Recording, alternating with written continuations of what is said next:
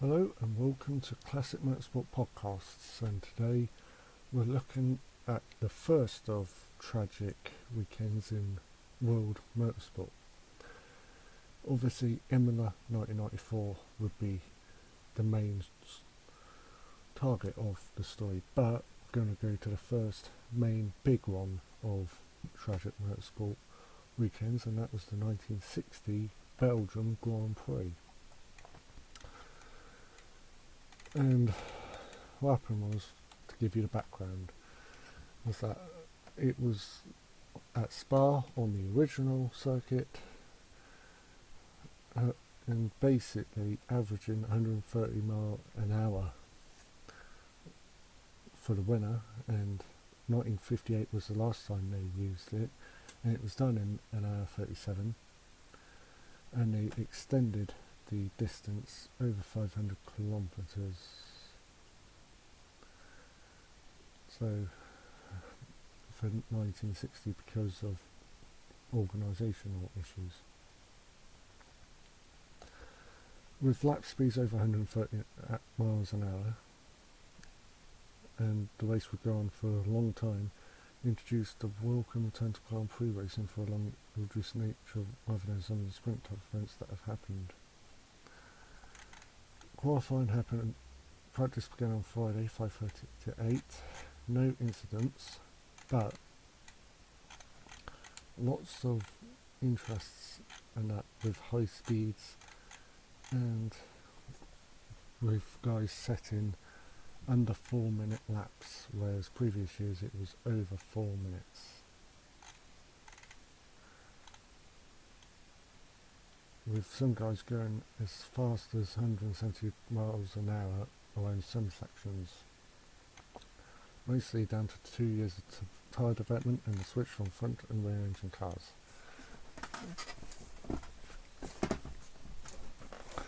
On Saturday afternoon the sun was shining, so that the tyre at Lotus hairpin was beginning, tarmac at Lotus hairpin was beginning to melt. Last opportunity for drivers to improve their positions on starting grid, and the 19 cars that were entered were ready. And then news came in of the first of a series of accidents. Moss crashed the Wob Walker entered Lotus, and everything went to a halt. Moss crashed at Burnenville, and it was taken at over 130 miles an hour. Moss was thrown out of the car, and it was caused by his left rear stub axle break and the wheel parted completely from the car. This just happened as he was taking the bump at the exit of the curve, where the Coopers and Throws were literally being deflected as much as 2 feet sideways, and the Lotus plus the BRMs were widening well.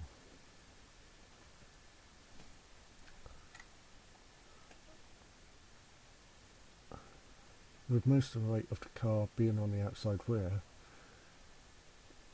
the car spun and hit the bank on the outside of the bend, threw Moss out, bounced him across the road to land a mangled on the inside of the corner. On being taken off stall, Moss had a broken nose and back injuries, and that wasn't the only incident of the day. Chris Bristow's Yeoman Credit Cooper had gearbox failure at the same time, and whilst that was going on, Michael Taylor in a privately entered Lotus crashed on Leclerc Bend on the return leg on the circuit. And with Mike Taylor's accident, it was his steering column that broke, and in a flash he had gone straight on over some bushes into the trees, broken ribs, collarbone and the neck injury. And there was lots of confusion when they arrived back into the pits for drivers.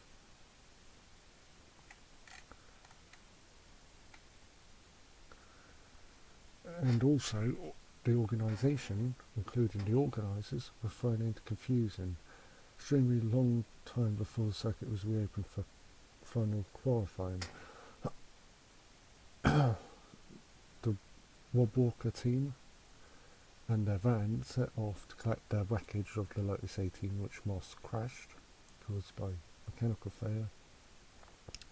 Various drivers went round to inspect the crash, and Colin Chapman took Innes Ireland's car with Ireland's helmet and went round for a tour of inspection. It resumed later on practice. The Lotus Works team packed up and headed back to their hotel to inspect the problems. And after practice, there was no great enthusiasm for any longer, as the two accidents of Moss and Taylor had taken the edge off the general air of enthusiasm. Sunday was race day, which was basically the first of the tragic accidents of the multiple accidents, obviously on the 19th of June 1960. Cloudy and overcast.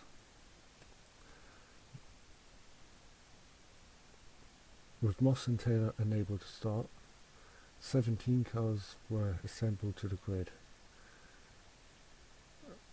And because of that, the two Scarabs, the front-engined American machines, made their first European race appearance a distance from practice.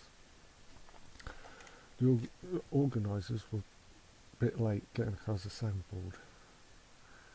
It was heard, in fact, that Jim Clark's car was heard into position by the mechanics when everyone rushed off in the confusion. Lucien Bianchi stalled his engine while trying not to run over Works Lotus mechanics.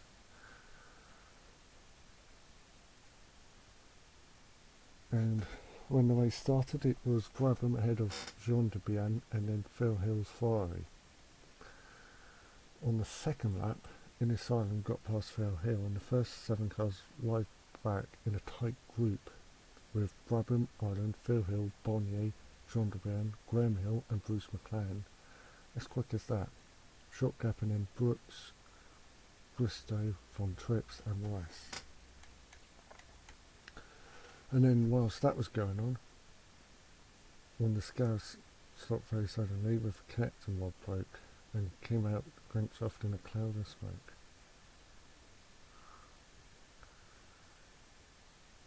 And the racing was frantic. Passes one, the other, on lap 4, Hill passed Ireland and Jordan, and McLaren got past Barney 8, and the whole bunch was so tight, Brabham was credited with a new lap record of 3 minutes 53.5.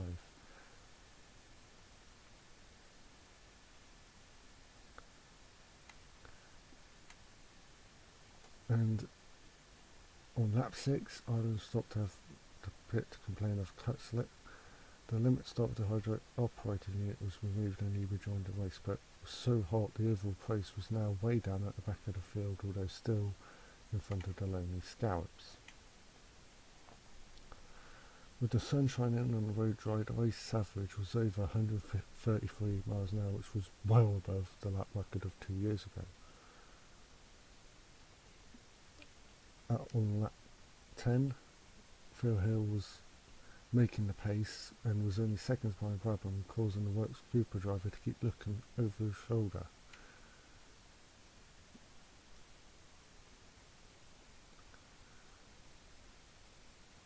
And there was a battle between Bruce McLaren, Graham Hill over Jean Le Brian and Joe Bonnier. It was a splendid battle.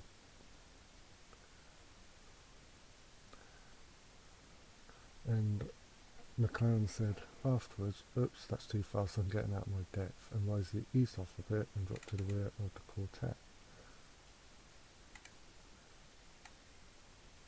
And then basically everything went well during that time.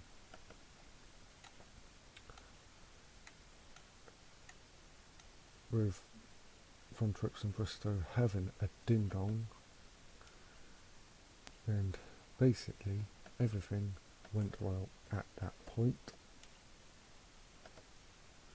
with so many different overtakes. And then on lap 11, Brabham lapped the Scallops.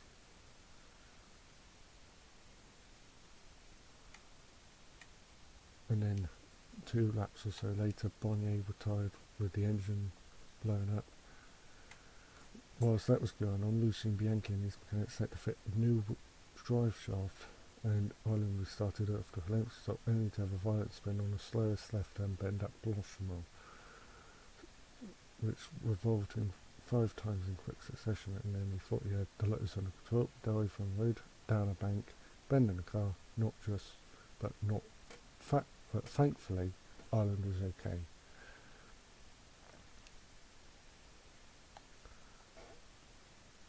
At 15 laps, Jack Brabham managed to struggle a 12-second lead over Phil Hill's Ferrari, but the Ferrari was going best as ever.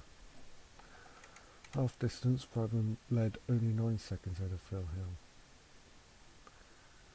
But the battle for third between Jean Dubian, Graham Hill and Bruce McLaren was nose to tail, but they were 50 seconds behind Brabham.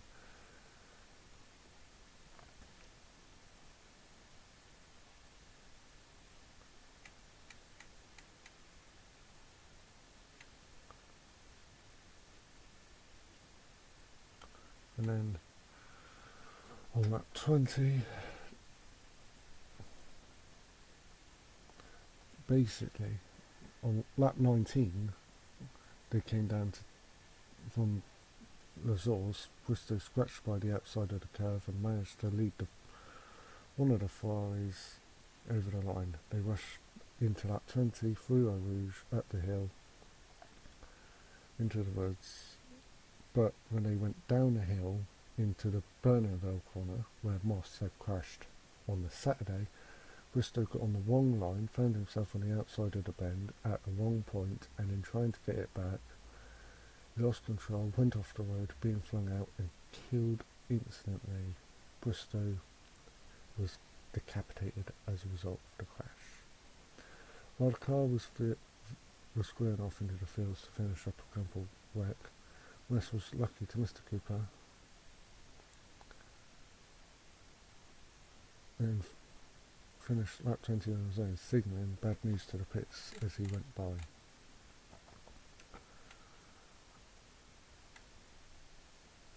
And then on lap 25, Ian Stacey in a Lotus lost control for no reason as he took the fast Normandy curve, got on the grass on the outside, hit a bank and went end over end.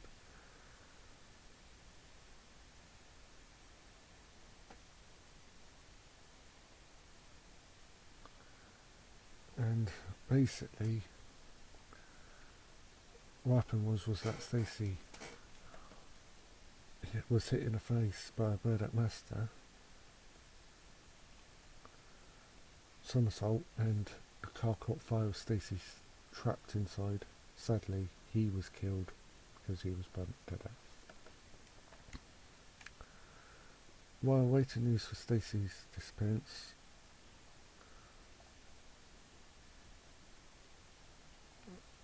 cars started to drop like flies, and then